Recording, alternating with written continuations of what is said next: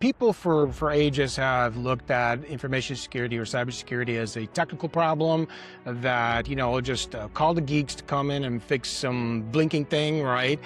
But things have changed. We're well past that, and the reality is that information security is a business problem. Over 60% of breaches now are small and medium businesses and nonprofits.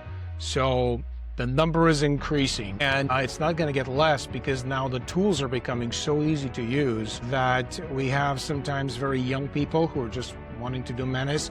We have a lot of candidates to hack into something and make their life more interesting.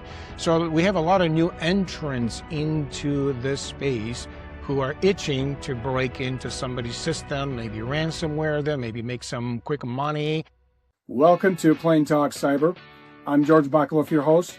On this podcast, we're going to break down complex cybersecurity concepts into easy to understand language. So you, as a business owner, especially small, medium-sized businesses, you as a business leader can understand how to best protect your business, your data, your online reputation, your customers, everything that concerns you when it comes to cyber attacks and cyber protection.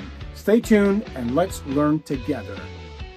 Well, hello everybody. George Bacaloff back here with the Plain Talk Cyber podcast.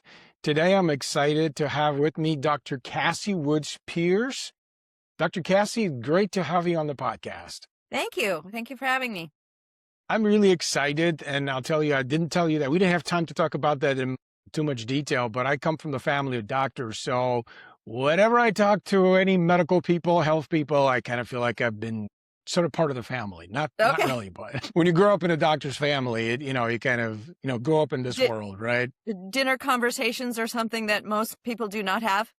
Well, that was if my dad was at home for dinner, because he was like almost living at the hospital. So that's another story.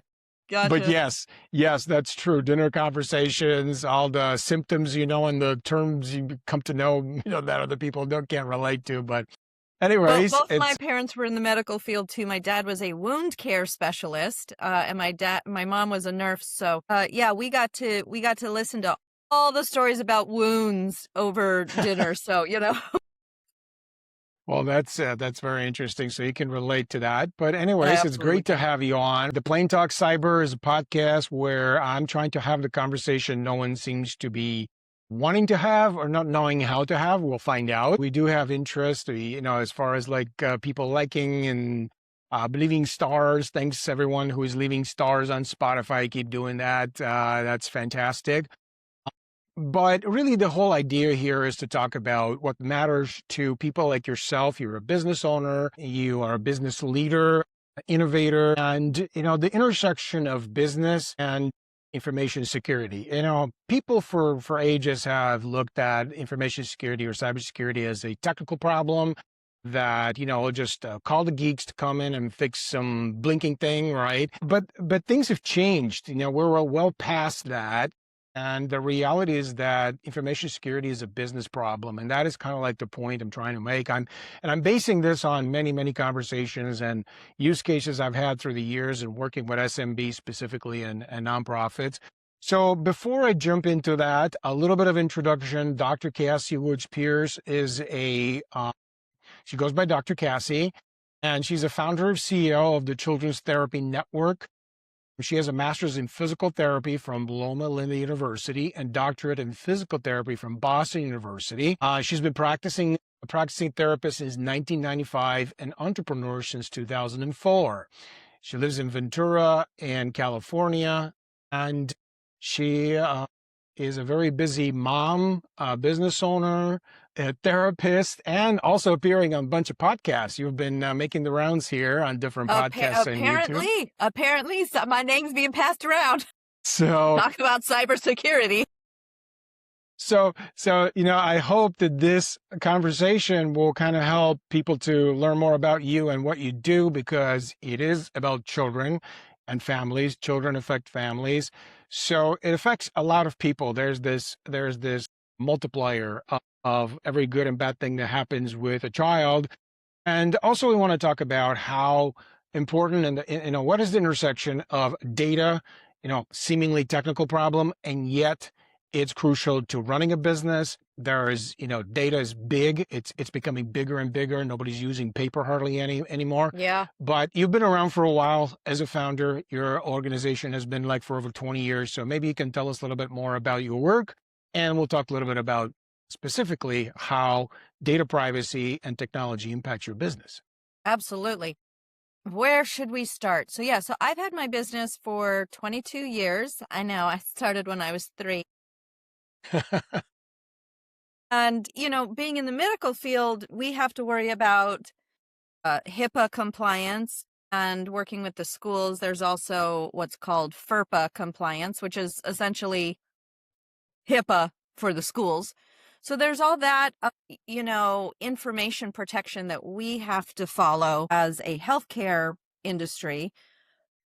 And you're right, 20 something years ago, everything was on paper and, people driving around in their cars with people's information. I know we're not supposed to do that, but how are you supposed to do it? Because I started out doing home visits. So, we're not really paper anymore, or most people are not paper anymore. And so everything is online in the cloud. So you have to make sure that, that not only are you using a client. So in the medical world, the electronics medical records keeping system is password protected. And if you're sharing anything, your emails are either in that site or in a HIPAA compliant site. Everything has to be encrypted. By the way, I don't know what I'm actually saying. These are just things that people have told me that I need, and I think I have them. So, you have to, you're right. You have to call in the geeks and go, do I have a firewall?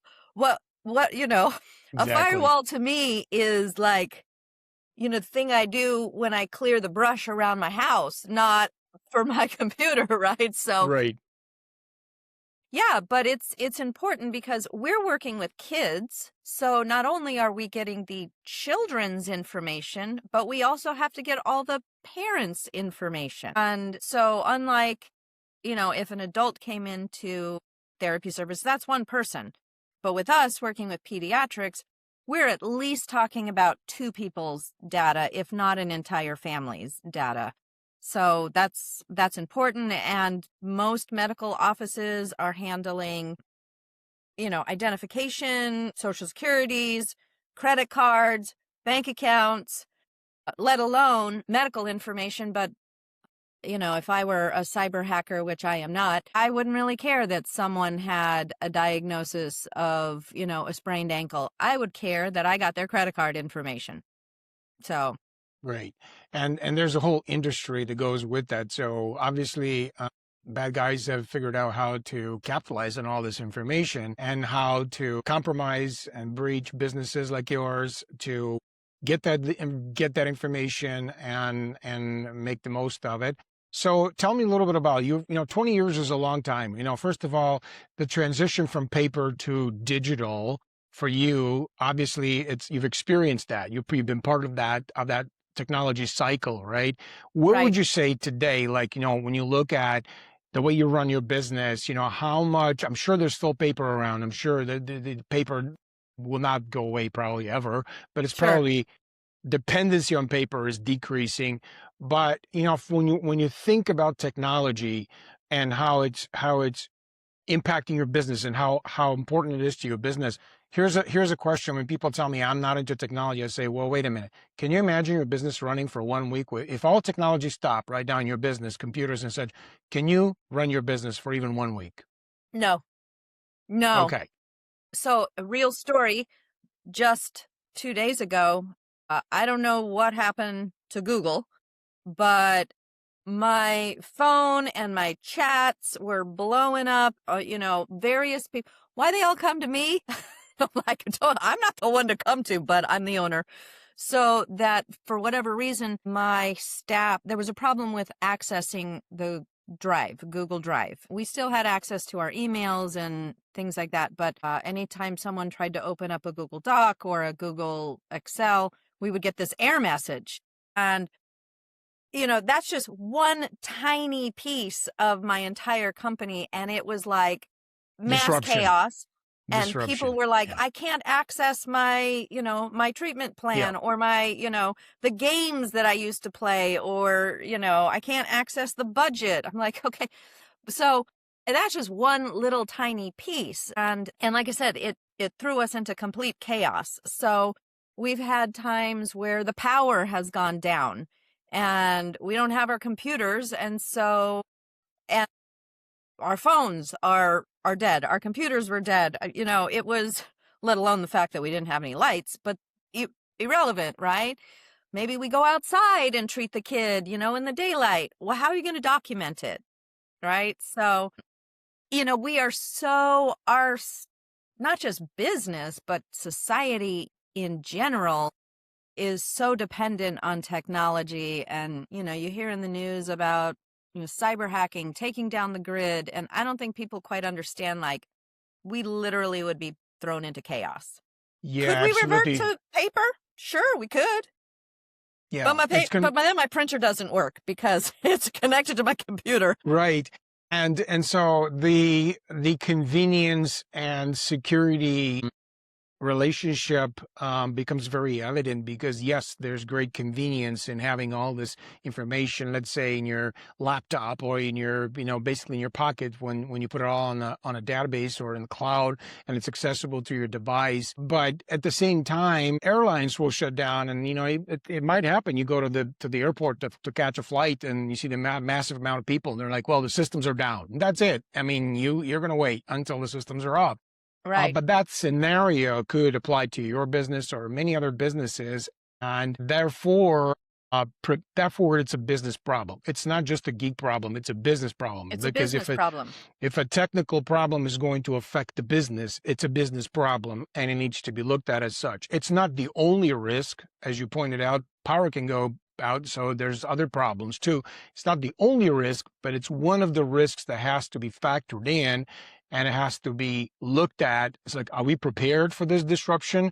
Whether it's going to be an incident or whether it's going to be malicious attack on your infrastructure. Speaking of which, in your many years of practice, I mean, you probably have come into contact with business owners or organizations, or maybe yourself, who have experienced a breach. Can you tell us a little bit about that? That's over 20 years. So you probably heard about HIPAA related or health organizations. So knock on wood, I have never experienced a breach. That is not an invitation to any hacker to attempt it either, please. I'm worried about being on this podcast. I gotta be honest here. You're fine. You're fine. No, so, I mean, luckily, I have not experienced that in my business, but I have had others who have. And it, other than just the sheer inconvenience of having to send out notices and the lack of trust that then comes up with your patients and even your employees, and that's the small end, but that still takes time, that takes energy, that takes cost to communicate that to your clients, and again, repair that trust. Like, hey, trust. Yeah. And you don't even know how much that is going to cost you, you're absolutely right. Yeah. Many times when we talk about the impact of a breach, you're pointing out a very important piece here. And a lot of times people are like, okay, well, how much will my cyber insurance cost me? Or how much will this cost me? And I'm like, you know what? Cyber insurance can help you recover technically. Please answer the question: Can cyber insurance recover your reputation and that trust you were just talking about? Absolutely not. That is not a loss that is covered by any policy, and it's very difficult to actually rebuild. Much more difficult to rebuild that trust than a technical solution. So at the end of the day, that's why information security is a preferred nomenclature amongst my colleagues, because cybersecurity technically applies to computers, security applying to computers, while information security actually applies to a broader scope of, reputational impact including even your paper and physical the way physical information is managed. That's also part of information security. Mhm. Sometimes when we go to assess the security posture of an organization, we go on site and we check out, where is your server room? Where are your computers? Can someone just come in, pretend they're needing help, but at the same time stick a malware USB into an open port, like, in the reception and front desk, and then, basically take over your entire network? Absolutely. That's a very possible scenario. So there's a lot of different implications. Okay, so you already have mentioned that the technology impact on your business is basically real and very disruptive if something should happen, whether it's incident or malicious attempt. Do you think the business owners today, from the people you probably know other business owners or in the health industry in general, you're compliant. So do you think people make the difference between security and compliance, or is it kind of bundled into the same thing? That is an excellent question.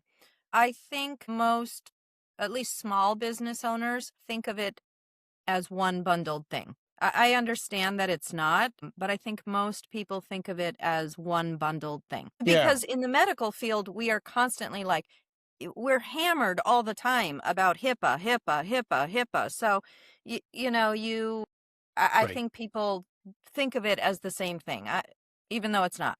So there's this assumption that if you're good with HIPAA, if you're compliant with HIPAA, then you're secure. I'm guessing, right? In the minds of most people. I think so. Do you think that's true? I think it's a piece of the pie. I don't think it's Yeah, the whole pie. absolutely. So it's basically, HIPAA is, or any regulation for that matter. That would be something that the government has determined, the checklist. They want to see do you have this light blinking? Do you have that firewall working? Do you have that data secured at rest and in transit and so forth and so on? So it's a checklist, right? Mhm. And an audit really is a snapshot of the checklist. Mhm. So does that translate necessarily to a good cyber hygiene? Does that translate to less risk? I would say probably not, and most likely not, because you can have the checklist or you can have it just in time for the snapshot, meaning the audit. But what happens the rest of the time when things move and change all the time? Who is watching that whole domain? Who's keeping track of what's changing and what new risks are appearing all the time? So that's security. Security basically watches over the entire estate, monitors the situation internally, monitors the situation externally. Do you think people in your line of work understand the significance of that component largely? No, Probably no. no. Yeah.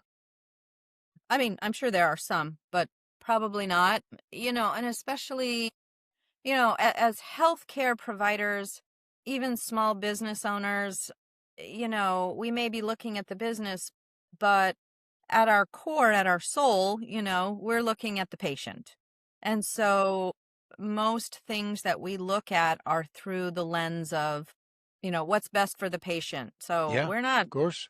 Exactly. the thought of, cyber hacking and all of Absolutely. that stuff is Who wants to think about that, right? Until the disaster happens, and then everybody has to think about that, right? right, right. So would you say that probably it's safe to assume that most businesses and most business owners are focused on the patient, they're focused on the manufacturing process, they're focused on whatever they're focused on, and as they should be.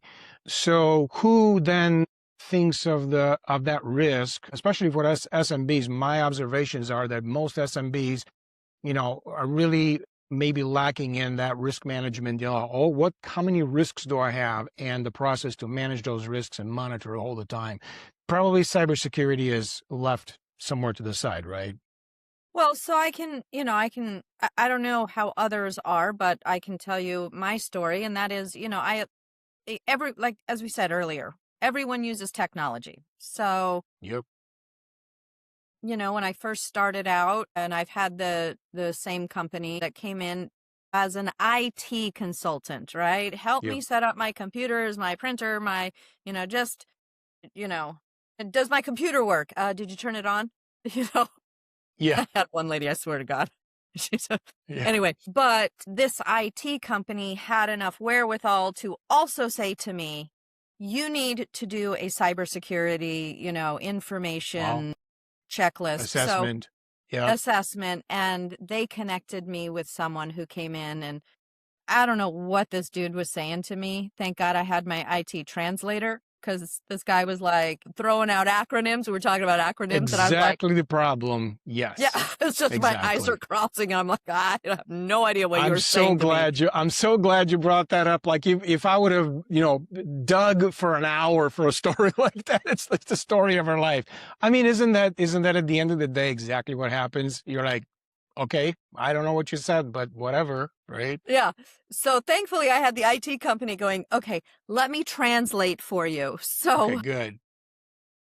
but yeah, if you don't have, if you just have the Geek Squad, or because I know a lot of Yeah, people use that, and they're a great company, but if they're not tailoring what a specific company needs, they may exactly. never bring up like, hey, you really need to have some cybersecurity. Or your insurance broker. You call your insurance broker and you say, I need, general liability. Do they bring up, well, you also need cybersecurity insurance. You also need Yes. terrorism security. I was like, terrorism, you know? Yeah. Yeah. Yeah. That's the world we're living in. That's the world we're living in. And good on the IT team for drawing the line and saying we're IT. We basically will make sure that stuff works. Now, cybersecurity people want to make sure that stuff doesn't get hacked into. And when it gets hacked into, what do we do after that? So that is a very important distinction. Unfortunately, most IT management companies kind of bundle as well.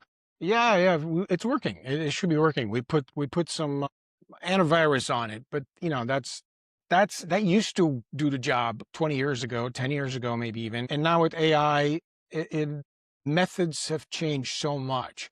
The entry points have increased so much more. And so Hmm. it's become almost absurd when you tell someone, hey, do you have an internal resource, somebody in your organization who does this? It's almost like, no, I don't meet people who say, well, we're big enough to have our own IT and our own IT security people on board in our organization. Because who does this, right? You have to find somebody who will Right. help you And with I that. mean, and this IT is a outside vendor, but they were like you, Yeah, specializing in small businesses. exactly. So Yeah, yeah. no, So anyways, absolutely. but Yeah, I got lucky because, like I said, most people will use, something like the Geek Squad, just come in and make right. sure my computer works. And yeah, that I have Right. antivirus on there. Right. And, most people are also not aware that, let's say last year, I believe, every year we have these reports on when they look at the breach data, like literally over 60% of breaches now are small and medium businesses and nonprofits. So the number is increasing. And it's not going to get less because now the tools are becoming so easy to use that we have sometimes very young people who are just wanting to do menace. We have a lot of candidates to hack into something, right, and make their life more interesting. So we have a lot of new entrants into this space who are itching to break into somebody's system, maybe ransomware them, maybe make some quick money, right? And, we're trying to through this podcast and other ways, or we have a blog, I have a website, Plain Talk Cyber, who also publishes periodically in plain English information that doesn't need translation, right? What Right, does that right. mean and how will that impact me, right? So at the end of the day, I'm just going to bring it kind of like to where you started. It's all about the patient. And it's all about the fact that if a child or a family needs help, you need to have the tools and you need to have the enablement to deliver those services. That's what it, boils down to. And essentially, whether it's data privacy or compliance, something that the government is asking you to demonstrate, you kind of need to think about both. And businesses need to think about, would you say that's probably a good approach to think about security and compliance and to find the right partners and something like that? Yeah, I mean, yeah, like I said, compliance is a piece of the pie, but who bakes half a apple pie, right? You got Exactly. Exactly. Well, that's fantastic. And so what would be your for based on your experience, what would be your advice? You had some really good things that you did. Like you said, you got lucky, you got a good IT company, but what would be your advice to business owners who maybe are trying to wing it? Maybe they're just trying to use one time I talked to this small company, it's like 200 employees, and they're like, yeah, Mary from marketing does all this stuff. And I'm like, whoa, that sounds She may be very good, but she's from marketing, right? Did you say marketing? Yeah, she does all the computer stuff. What would be your advice to employees, to business owners who kind of look at it that way? Well, dollar to dollar. So I had this. So again, when I started, I know that I don't know. And I'm not a tech person, although surprisingly, I guess I'm a lot more tech than some people, but whatever.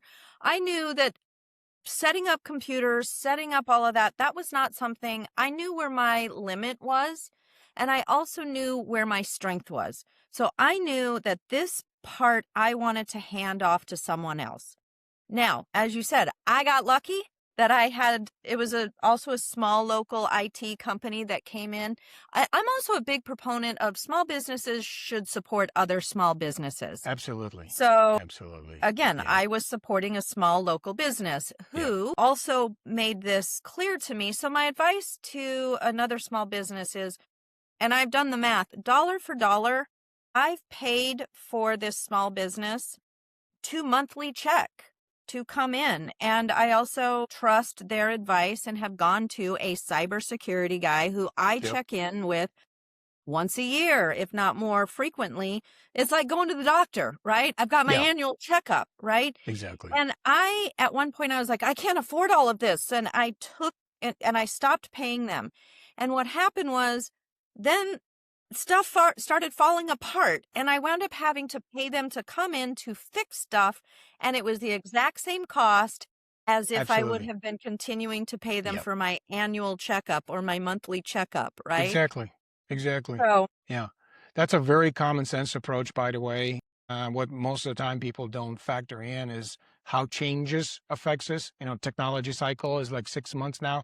So every 6 months, something changes. Who's going to be looking after that and how that's impacts you. So absolutely, dollar for dollar, I believe it's a really good investment into a business that functions well and serves its purpose, and it's being enabled, as well as satisfy regulators for what they want and what they need, which, like you said, it's generally a good checklist, but it's only a checklist. It's not gonna be looking out for you. Checklists don't do that. So, right. Well, that's been great talking to you, Dr. Cassie. I'm really, happy that you are one of the few minority who have figured out some really kind of important things. Amazingly enough, a lot of business owners are not there. They don't have that kind of thinking that, hey, I need partners to help me take care of this.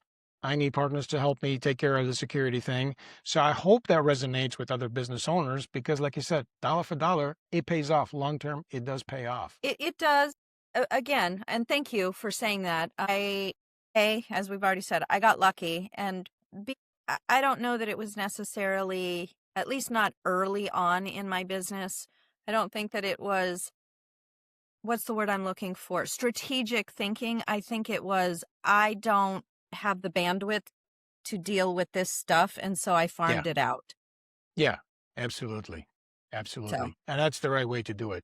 Thanks for your time. I hope that your advice and your experience is helpful to others who are maybe sitting on the fence and trying to figure out how to do this, maybe in the health space, maybe in other fields. This kind of applies to, like you said, all small, medium businesses, nonprofits as well. And if you're listening in or watching and you're like, hey, maybe I should do something like that, check us out, executivesolutions.u. Dr. Cassie has gotten early in her career. We consult you on where you're at from your risk perspective, how much risk you have in your environment, where the exposure is, and how to get a plan in place to improve things, to lessen the risk and enable your business. So that's us. Dr. Cassie, wishing you the best with your work. Thanks for your time. And I'll be sure to tell all my friends about what you do and what a great business owner you are with such an exemplary experience that you've had. You share with us today. Well, thank you very much, George. Thank you. And hey, you know what? Send me your information. Doesn't hurt to have another set of eyes. The worst thing you say is or the best thing you say, actually, I should say the best thing you say is, you're great. You don't need me. That's what I tell my patients. I'm like, come on in, get an evaluation. Right. Best thing I say is, you're fine. Go away. No, you're actually right. A lot of people, that's what they do. They call us in for We call them tabletop exercises where we simulate an incident. What are we going to do? Who is, it's kind of like a single, like you said, annual project. Could be annual project where we get the key players in organization and we're like, okay, here's the incident. Here's what happens. Who does what? Why do we do that? So kind of rehearse what happens. That's one of the things we do. And sometimes people work with their IT provider, but for this particular project, we come in. We also do employee awareness training where we send campaigns out to the employees to kind of teach them what to watch out for, what not to click on, and things like this. So yeah, I'll send you some information. I'll be happy to do that. Yeah, it is. I will tell you, it is interesting. Recently this year, there's been text messages and emails going out to my staff. Hi, they're claiming to be me. Hi, this is Dr. Impersonation. Cassie. Yep. And I've had to send out multiple, statements. If it does not come from this phone number, it is not me. If it is not, I follow the chain of command, so I'm not going to ask you to do those things. Or if it seems weird, ask me. Yeah. So absolutely. Thankfully, nobody's clicked on anything. Yeah. But as they say, it's not if, it's when. I hate to say it, but I've seen it to be true. And, I do monthly executive roundtables. And when I start them, I say that it's a small group of people like yourself, business owners. And I say, okay, if you've had a breach, raise your hand. The people who've been breached and experienced, it's like they understand. The world looks different to them. They've experienced firsthand what that does. You kind of shared a little bit of an experience here with a power outage or small incidents, but the people who experienced a major breach where you're ransom, lockdown, they think differently about this whole thing. So understandably, that'll put a business. You could. That would put a small business out of business. It does. And it does put many businesses out of business. You're absolutely right. So that's what we do. That's our mission. That's what motivates me and my colleagues in this field. We're the good guys. We're the white hat team, right? That would like to help businesses like yourself. We'd like to stay focused on what you do so you can do it well and ultimately help the people you help. Perfect. All right. Well, thanks thank for you your very time. much, George. This has been a pleasure. Pleasure for me as well. Hopefully talk to you soon, maybe next year, same time, see how things are going. All right. Let's Check in do with it. you. All right. Thanks, Dr. Cassie. Have a good one. Thank you very much.